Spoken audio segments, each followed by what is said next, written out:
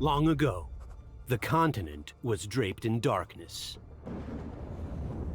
Its lands overrun by otherworldly monsters, rabid beasts most foul. A scourge and a plague, sowing destruction and reaping despair. Those who wished to end the plight took up arms against the wretched creatures.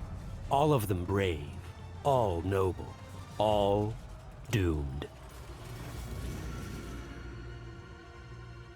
Yet amid the anguish, there was still hope.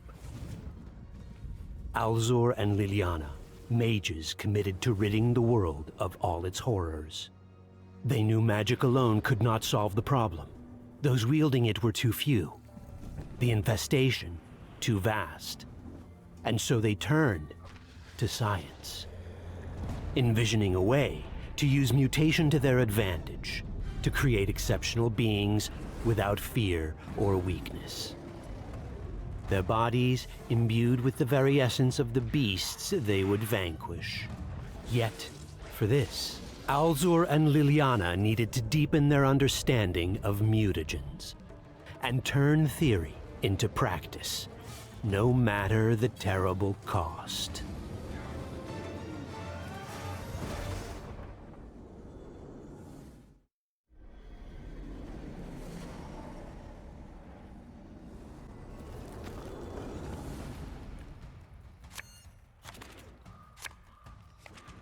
Ambush! I knew this road wasn't safe. They are no match for us. I'll scatter them. Cover me, Lily. The sun is out, yet the air feels cold. The ice dragon just arrived in the valley, likely bringing food for her young. A mother looking after her children is hardly a monster, is it? We need a pure mutagen. How many times did we fail with inferior ingredients? I know, but when you chase the dream for so long, it's easy to lose sight of the principles that guided us in the first place. Don't overthink it, my dear. Is it snowing? Huh. It would seem we are approaching the dragon's roost. The blizzard will hit us hard at the summit. I hope we are prepared. Alzur and Lily, eager to see years of research come to fruition, were finally spurred to action by a chance encounter. In a nearby village, a brute of a man had been sentenced to death, yet he did not find his fate at the end of the hangman's rope. Instead, the mages purchased his life, for he was the perfect vessel for their experiment. Sure of their science, they promptly began sedating the man and flooding his veins with myriad concoctions. As expected, the subject mutated, but most violently so. His body, twisted by the tinctures, warped into a foul abomination. With newfound strength, the monstrosity broke free from its bonds. Bewildered and bitter, it lashed out in frenzied rage. Jagged claws pierced Lily, rending flesh from bone. Alzur fought the monster back, but try as he might, kill it he could not. With violent urges sated, the failed experiment fled from the laboratory, leaving Alzur alone to wallow in the wake of his failure, which was absolute. Darkness and despair consumed the mage for days, weeks, months, until eventually sorrow paved the way to a solitary purpose. Alzur would ensure above all else that his beloved Lily had not died in vain.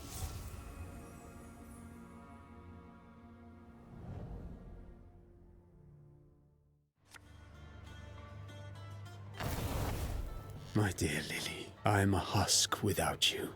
Our memories, our cause, it's all I have left now. I won't fail you again. I'll make your vision come true, no matter the cost. During an excursion north, Alzur, cursed by an insatiable curiosity, found himself pursuing the mystery behind a series of suspicious deaths. Thanks to the mage's incredible knack for deductive reasoning, he was able to identify the culprit, a courtesan with a grudge against men and a penchant for poison. The disillusioned woman had most wickedly murdered dozens of clients using a concoction of rare herbs, her chosen toxins leaving each victim writhing in mortal agony as their insides slowly melted away. Ever the opportunist, Alzur offered the woman a choice. She could face the wrath of the townsfolk she'd wronged, a death sentence for sure, or she could come with the mage, take her chances with his experiment, and perhaps live to see another day. She chose the latter. Of course, the mage hoped she would survive the procedure, but if her life was to be forfeited, he surmised, then perhaps she could find redemption in her sacrifice.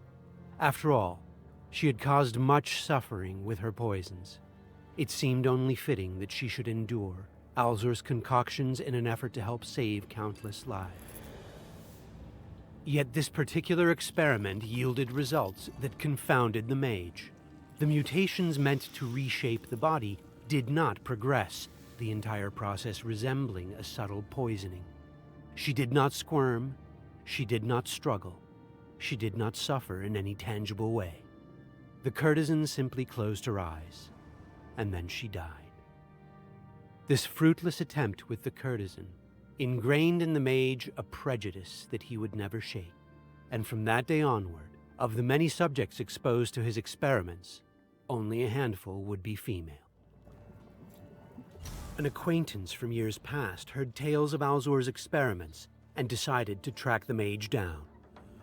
Once a gallant knight, bursting with vigor and in the prime of his youth, he had, like the few humans lucky enough to live so long, become old and frail. Desperately wanting to recapture his long-lost strength, he proffered his body for experimentation.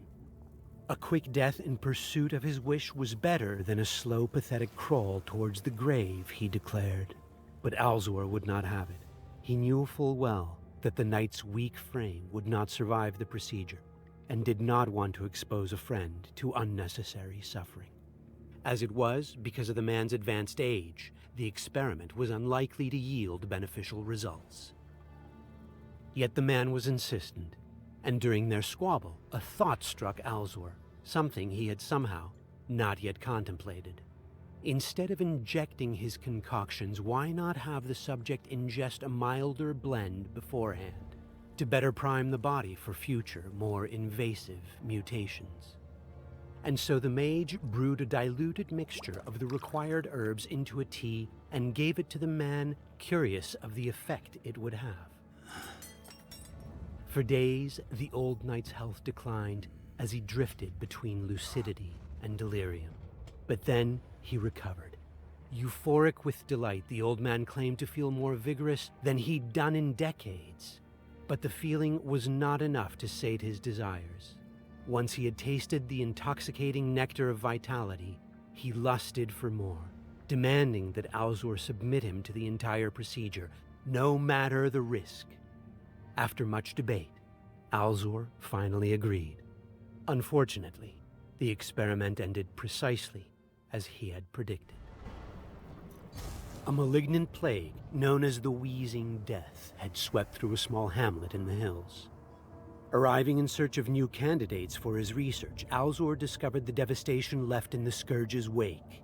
Everyone, it seemed, had already perished, save one.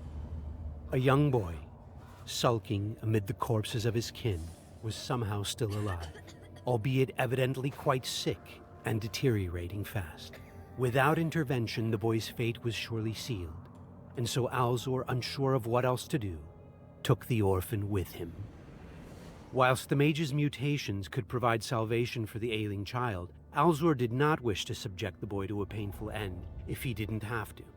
For days he scoured his mind for a better alternative, but the boy was too far gone, and no other method worked. By the time Alzur decided to proceed with the experiment, the child was at death's door.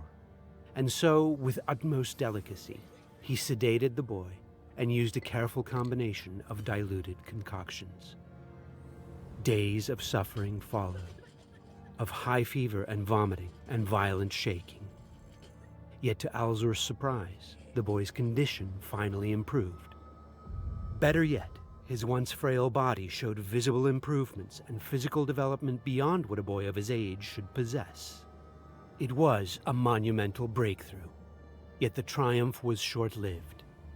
Despite his augmentations, the small boy perished days later, the exact cause of his death a mystery. Though crestfallen, the glimpse of success ignited hope within the exhausted mage, and while he did not yet want to admit it, he had in that moment discovered the secret to a favorable mutation. Youth. Alzur had made many sacrifices in his pursuit, and the toll now weighed heavily upon his soul. Yet failure now would erase all past gains and losses. He had spent so many years of his life scouring the lands, slaying abominable monstrosities, and gathering vital resources, all in steadfast loyalty to the promise he had once made. Alzur needed only to take the final step. For too long he had hoped there would be another way. Alas, he could ignore the obvious no longer. There would be no more half measures. Youth, he concluded. It had to be. With his new process all but perfected, Alzur sedated the young boy he had adopted during his latest excursion, then carefully administered his concoctions. In spite of all the odds, the procedure did not mangle the boy's body, nor did it render him inert. By all means, the experiment was a resounding success. After decades dedicated to a singular purpose, after strife, struggle, and sacrifice, Alzur had finally accomplished his task. He had engineered a mold in which he could shape the perfect slayer of beasts. He had formed the catalyst that would mark the beginning of the end for the Age of Monsters. He had, through science and sorcery, given birth to a Witcher. But at what price? It is done, Lily. The research complete. Your vision realized. But the price we paid, if I knew from the outset, I'm not sure I would embrace that burden. I feel we began something greater than ourselves, a legacy. So I can't help but to wonder. What happens when it's out of my hands? And then I tremble.